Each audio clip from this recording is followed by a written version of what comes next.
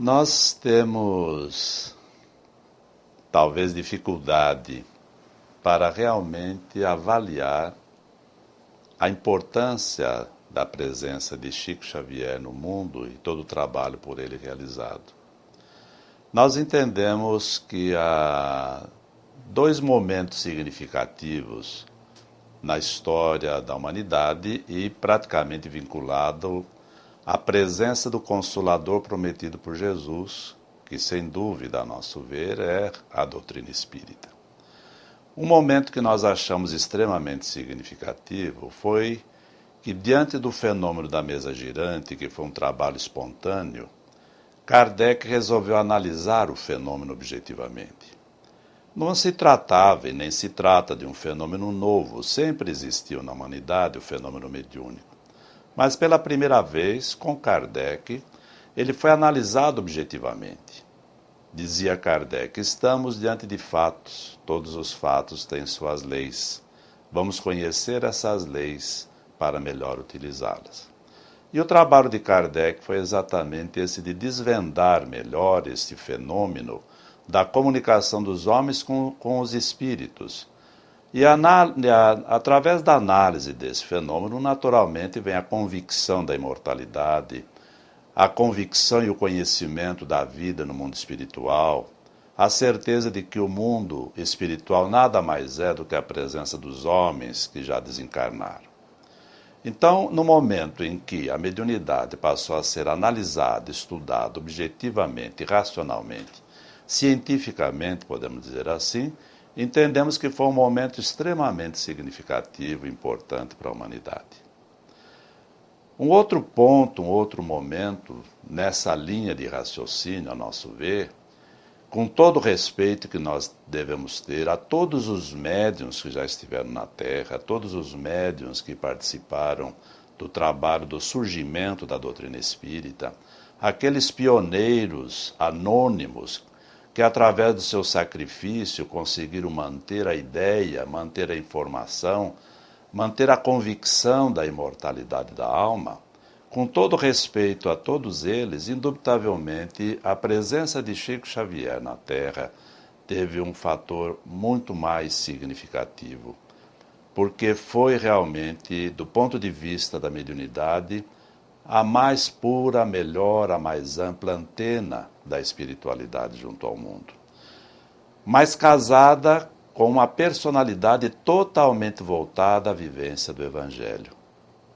E uma das coisas muito significativas, muito importantes que a gente observa em toda a trajetória da vida de Chico Xavier, é que ele conseguiu mostrar para nós todos, demonstrar claramente, que para se colocar em prática a doutrina espírita, tal como os espíritos superiores trouxeram, pela falange do Espírito Verdade com o trabalho de Kardec, não é necessário mudar absolutamente nada. É colocar em prática plenamente aqueles princípios, vivenciando o Evangelho tal qual ele se encontra, pelo exemplo, pela vivência e pelos ensinos que Jesus deixou, tendo o conhecimento da doutrina espírita, a visão da mediunidade, que a doutrina espírita aborda como uma sustentação, como a iluminação desse caminho. Nós vemos hoje, à medida que a doutrina espírita avança, é divulgada em muitos lugares, que a obra de Chico Xavier, a obra mediúnica, e o exemplo de Chico Xavier, conhecido e divulgado, têm sido elementos fundamentais para facilitar o estudo, a divulgação e a prática da doutrina espírita em todos os lugares. Esse foi um ponto também extremamente importante que ele deixou como um exemplo a ser seguido por todos nós. Porque é uma questão muito clara. A mediunidade em si, ela nos proporciona a convicção da nossa imortalidade. Através da mediunidade, nós sabemos que somos seres imortais. E sabemos também que nós temos uma caminhada para desenvolver, é uma caminhada ascensional. Uma caminhada no sentido do nosso próprio aprimoramento, em respeito à lei de progresso, que é uma lei que emana de Deus, nosso Pai. Mas a prática, nesse sentido, o caminho a ser desenvolvido, os desafios que isso implica, representa realmente um testemunho para todos nós no nosso dia a dia. É muito comum nós termos aí companheiros e todos nós nos convencemos da beleza da doutrina espírita. Só que cada um reage de acordo com a sua própria possibilidade, nem podia ser diferente. Porque cada um de nós tem um grau de conhecimento, tem uma predominância de experiência, e naturalmente tudo isso é levado em conta no momento que nós nos movimentamos para tentar colocar em prática os princípios espíritas.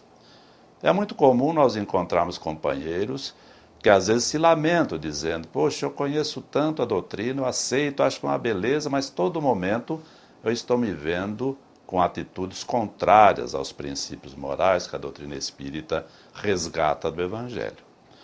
É uma postura compreensível, já que nós somos espíritos ainda extremamente imperfeitos e que só agora estamos realmente com convicções mais seguras a respeito da necessidade do nosso próprio aprimoramento.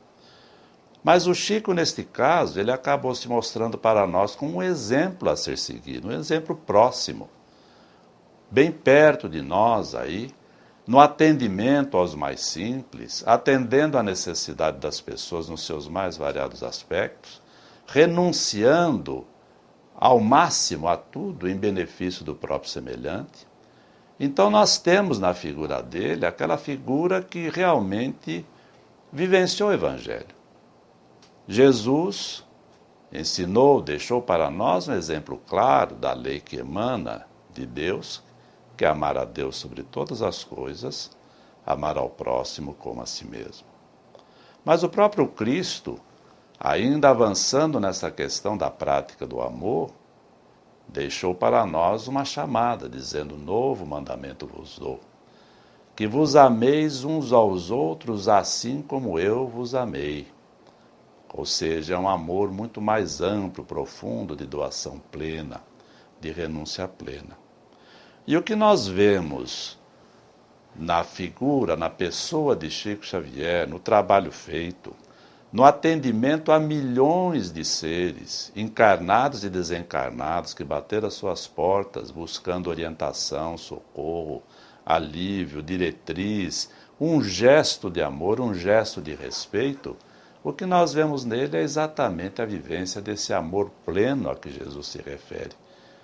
Amando incondicionalmente, ele destacava muito isso. Nós precisamos amar o próximo sem nenhuma condição, sem condicionar se o outro está melhor ou pior, se ele vai fazer alguma coisa ou não. É amar por amar, querer bem.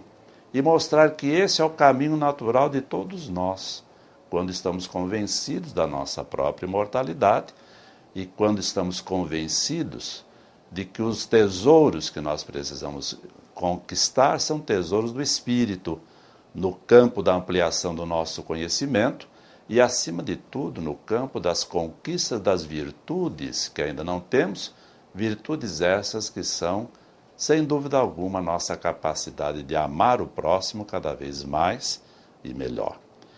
E o Chico é um exemplo. Nós sempre lembramos dele em muitos aspectos. É comum na nossa vida cotidiana, principalmente no trabalho espírita, em certos momentos lembrarmos: o Chico fez isto. Lembramos que o Chico comentou tal coisa, e ele falava realmente com a autoridade de quem estava vivenciando. Este é um ponto altamente significativo na trajetória desse extraordinário espírito que continua a projetar sobre nós as bênçãos do seu exemplo.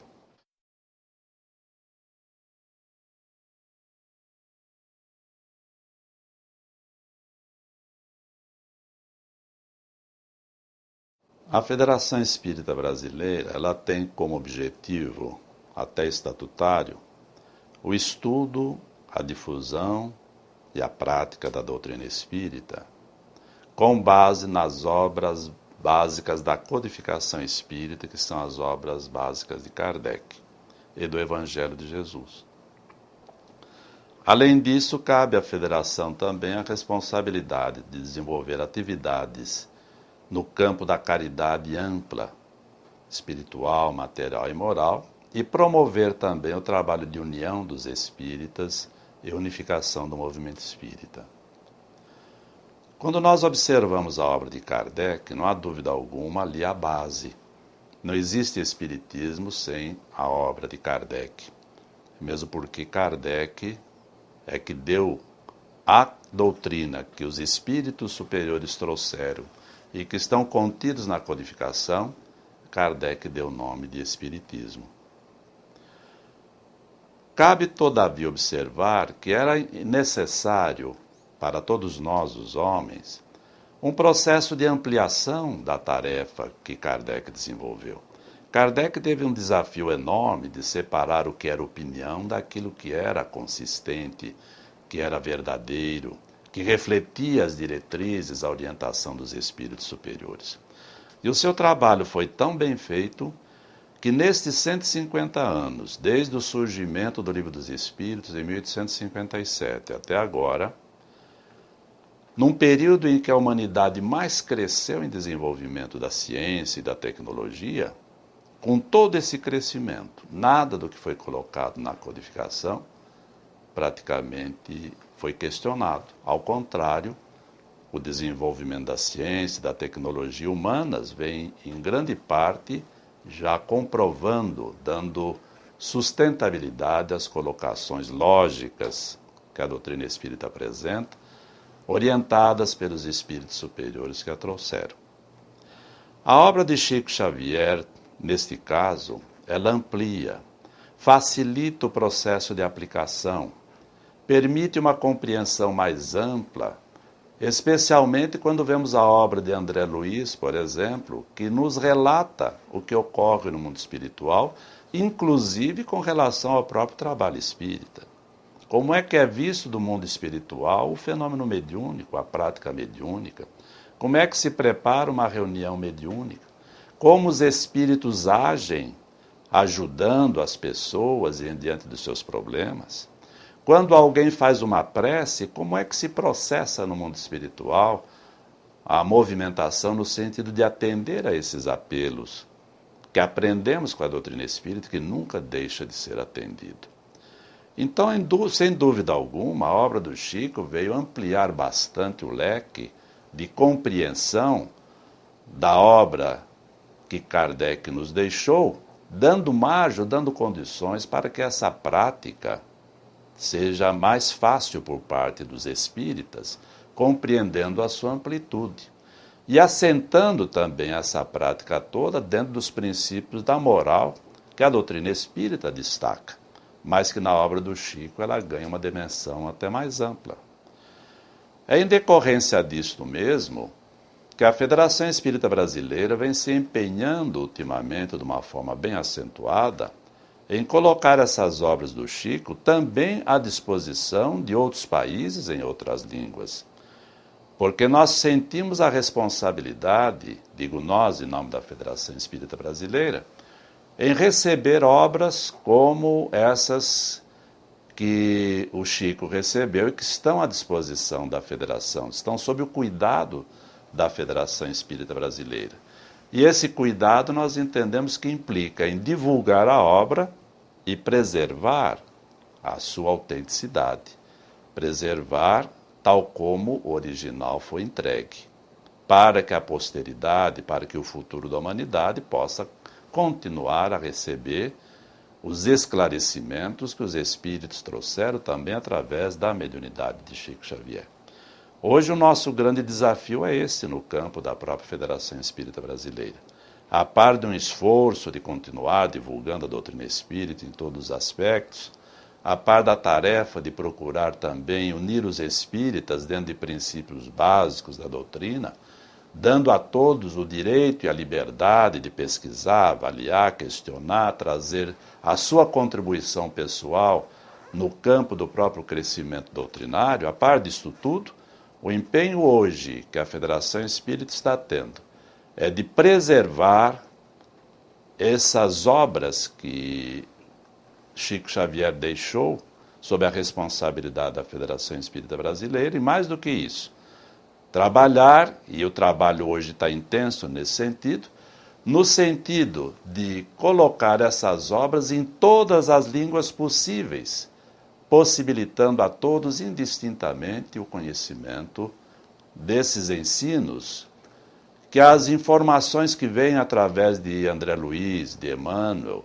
de todos os espíritos que colaboraram e que contribuíram nessa obra do Chico, colocar à disposição da humanidade inteira.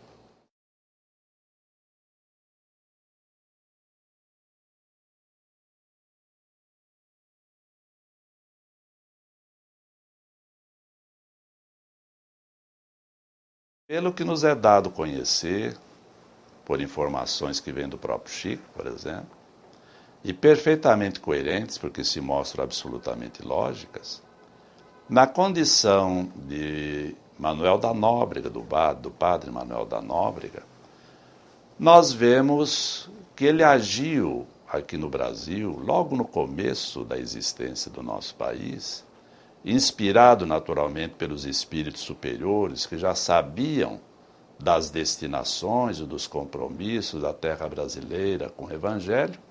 Nós vemos que Emmanuel, juntamente com outros espíritos também afinados com esse propósito, procuraram desde o começo, aqui na terra brasileira, resgatar o Evangelho na sua expressão mais autêntica, mais pura, mais cristalina, que é o Evangelho que ocorreu há 2000 anos, na Galileia, às margens do lago de Tiberíades, no Sermão do Monte e na vivência plena de Jesus, com os seus exemplos, com a sua mensagem, com a expressão mais profunda do amor, da liberdade, do respeito ao ser humano. E, sem dúvida, Emmanuel, esse espírito extraordinário que, através de várias reencarnações, nunca negou o seu amor ao Evangelho, trouxe para nós, não digo só no Brasil, mas para a humanidade, mas expressando esse exemplo aqui no Brasil, uma contribuição enorme para resgatar o Evangelho na sua expressão mais autêntica, mais pura, mais nobre, porque é esse Evangelho primitivo, esse Evangelho autêntico, que deve ser a nossa referência na construção desse mundo novo que vai se desenvolvendo.